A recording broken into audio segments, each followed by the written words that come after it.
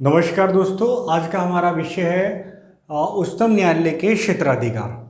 Okay, उच्चतम न्यायालय के क्षेत्राधिकार अर्थात सुप्रीम कोर्ट के क्षेत्राधिकार। देखिए, हमें ये अच्छे से मालूम है कि सुप्रीम कोर्ट के निर्णय को सभी न्यायालय मानते हैं, सभी जगह माना जाता है। तो ऐसा क्यों होता है, क्यों मानते हैं, क्या जरूरत है? ठीक है, कोई नियम बना हुआ है? यस, एक नियम बना हुआ है, एक अनुच्छेद बना हुआ है। कौन सा है बताइए जरा, बताइए। यस, आर्टिकल 141 अनुच्छेद 141 में साफ साफ कहा गया है, संविधान के अनुच्छेद 141 में, कि जो भी सुप्रीम कोर्ट के सभी निर्णय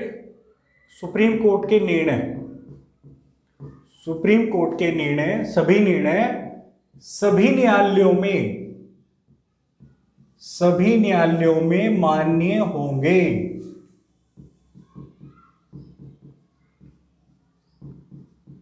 तो ये सभी जो कोर्ट हैं, हाई कोर्ट हैं या जो नीचे के जो कोर्ट हैं, वो बात इसलिए मानते हैं क्योंकि अनुच्छेद 141 है। ओके, इसके क्षेत्राधिकार के संबंध में बात करते हैं। जैसे क्षेत्राधिकार का मतलब है किन किन विषयों में ये अपने निर्णय दे सकता है या हस्तक्षेप कर सकता है। तो जैसे आ गया आपका एक है प्रारंभिक क्षेत्राधिकार। देखिए, आप थोड़ा सा धैर्य रखिए, आपको सब समझ में आएगा क्या चीज चल रही है, और ये भी समझ में आ जाएगा आपको कि ये आपके लिए महत्वपूर्ण है। ठीक है, बस थोड़ा सा धैर्य।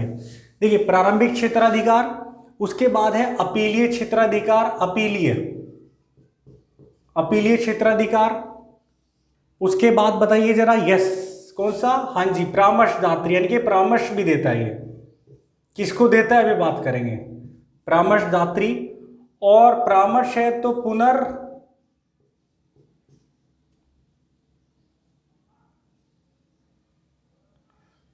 पुनर्विचार संबंधी, जिसको बोलते हैं जुडिशियल रिव्यू। ओके, पुनर्विचार संबंधी क्षेत्राधिकार। अभिलेख न्यायालय, अभी सबके बारे में समझेंगे क्या क्या चीजें हैं ये। अभिलेख न्यायालय से संबंधित क्षेत्राधिकार, या मौलिक अधिकारों, फंडामेंटल राइट्स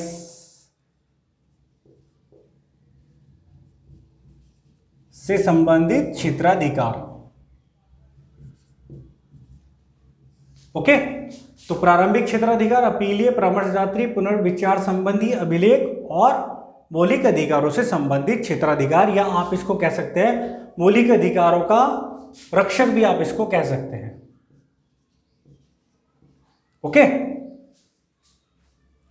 अब समझते हैं स्टेप बाय स्टेप। देखिए, प्रारंभिक क्षेत्राधिकार, इसको मूल क्षेत्राधिकार भी कहते हैं। अगर मूल आपसे पूछा जाए तो मूल क्षेत्राधिकार भी यही है।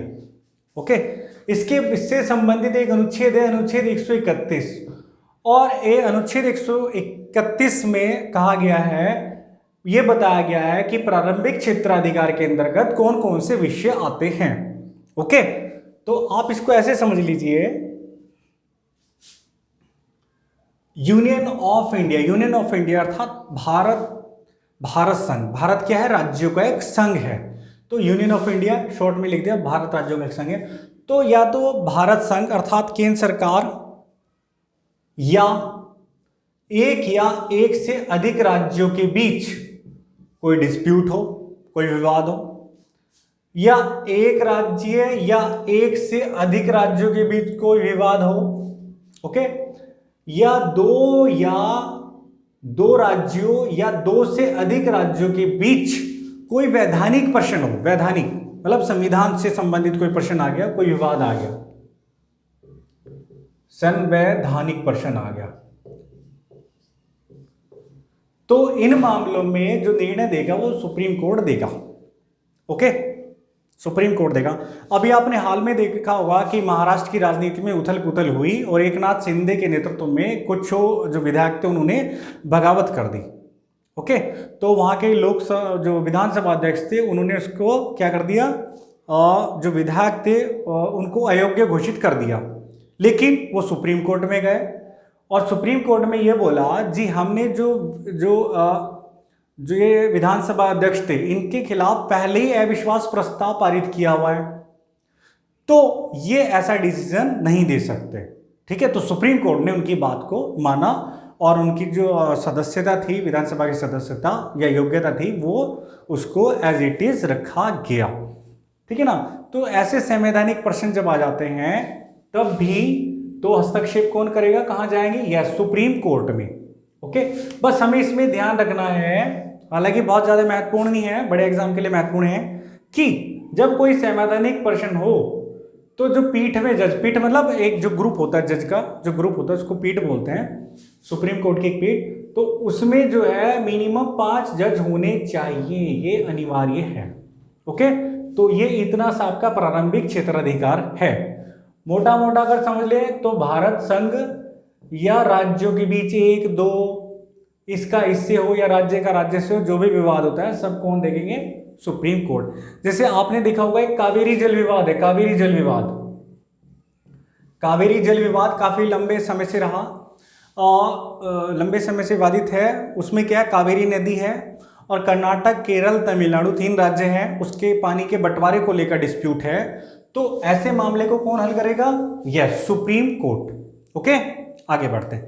अपीलीय, देखिए अगर हाई कोर्ट के निर्णयों के विरुद्ध अपील करना है, हाई कोर्ट निर्णयों के विरुद्ध अपील करना है, आपको जाना है, आप संतुष्ट नहीं है उनके निर्णय से, तो आप कहां जाएंगे, यस सुप्रीम कोर्ट में। तो अपीलीय क्षेत्राधिकार भी है।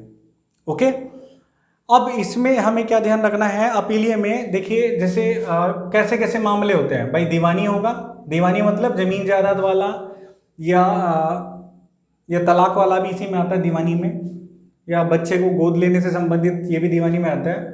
फौजदारी या कोई क्या हो, संवैधानिक मामला हो, तो दीवानी हो, फौजदारी हो, संवैधानिक मामला हो, हाई कोर्ट के निर्णय के विरुद्ध कहां जाया जाएगा, या सुप्रीम कोर्ट में। परामर्शदात्री में सिर्फ आपको एक आर्टिकल याद करना है, आर्टिकल 143, हमने अच्छे से इस पर डिस्कस किया हुआ है पहले। आर्टिकल 143 बताइए, अच्छा कोई बताइए फटाफट, यस यस बहुत बढ़िया। देखिए आर्टिकल 143 में साफ साफ लिखा है, राष्ट्रपति महोदय सार्वजनिक विषय पर किससे एडवाइस ले सकते हैं, या सुप्रीम कोर्ट से। राष्ट्रपति महोदय बहुत इंपॉर्टेंट आर्टिकल है, आर्टिकल 143 कई बार आ चुका है और फिर आएगा। आर्टिकल अनुच्छेद 143 में लिखा है कि राष्ट्रपति महोदय सुप्रीम कोर्ट से सार्वजनिक विषय के महत्व पर परामर्श ले सकते हैं। ये राष्ट्रपति महोदय पर निर्भर करता है कि वो उसको माने या न माने।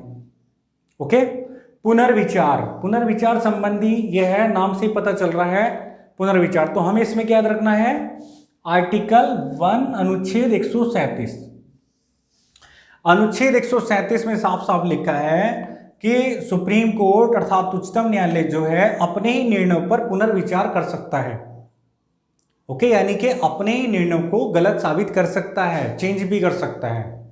अगर कोई निर्णय दे दिया तो संविधान में प्रावधान है कि वो निर्णय पर दोबारा विचार कर सकता है। यस, भले ही सुप्रीम कोर्ट ने डिसीजन दे दिया, उसके बाद फिर भी एक ऑप्शन बचता है, और वो किससे है, अनुच्छेद 137। Very very very very important. Okay, आगे बढ़ते हैं। अभिलेख न्यायालय, अभिलेख मतलब रिकॉर्ड, तो इसकी व्याख्या है अनुच्छेद 129 में, अभिलेख न्यायालय याद रखना है, very very very very very important, अनुच्छेद 129। तो अभिलेख न्यायालय का मतलब क्या है कि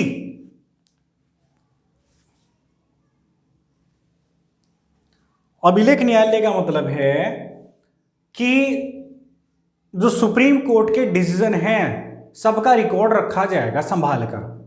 ओके, सुप्रीम कोर्ट के जो भी डिसीजन है निर्णयों को, यानी कि उनका सारा का सारा रिकॉर्ड संभाल कर रखा जाएगा। क्यों? क्योंकि अगर भविष्य में ऐसा ही, इससे मिलता जुलता ऐसा ही कोई मामला आता है तो हम इस आधार पर जो पहले निर्णय दिए गए हैं उसके आधार पर दोबारा निर्णय दे सकते हैं। एक तरह से हमें गाइड का, एक तरह से गाइड जो जज हैं उनके लिए क्या करेंगे, वो गाइड का काम करेगा। निर्णय लेने में आसानी रहेगी और अच्छे से निर्णय लिया जा सकता है। ठीक है, तो विलिक नाल्य का मतलब है सारे के सारे निर्णय संभाल कर रखे जाएंगे। मौलिक अधिकारों का रक्षक है ही, पता ही है आपको, हमने पढ़ा है अनुच्छेद 32 संवैधानिक उपचारों का अधिकार। यदि कोई व्यक्ति फंडामेंटल राइट्स अर्थात मौलिक अधिकारों का उल्लंघन करता है तो उसके खिलाफ अनुच्छेद 32 के तहत 5 रिट जारी की जाती हैं। हमने एक पूरा वीडियोस पर बनाया है, डिस्कस किया है। रिट्स कौन कौन सी? बंदी प्रत्यक्षीकरण, बताइए, परमादेश, प्रतिषेध, उत्प्रेषण, अधिकार परीक्षा। किस किस कंडीशन में कौन कौन सी रिट जारी करती है ये भी हमने बताया है, डिस्कस किया है अच्छे से बहुत, उससे भी प्रश्न आते हैं। तो खैर, तो मौलिक अधिकारों का ये रक्षक भी है और 32 के तहत इन्हें सुप्रीम कोर्ट को पावर दी गई है 5 रिट जारी करने की यदि कोई मौलिक अधिकारों का उल्लंघन करता है तो। ओके, साथ साथ एक अनुच्छेद और बताता हूं मैं आपको, अनुच्छेद 226 में ये पावर किसको दी गई है? हाई कोर्ट को।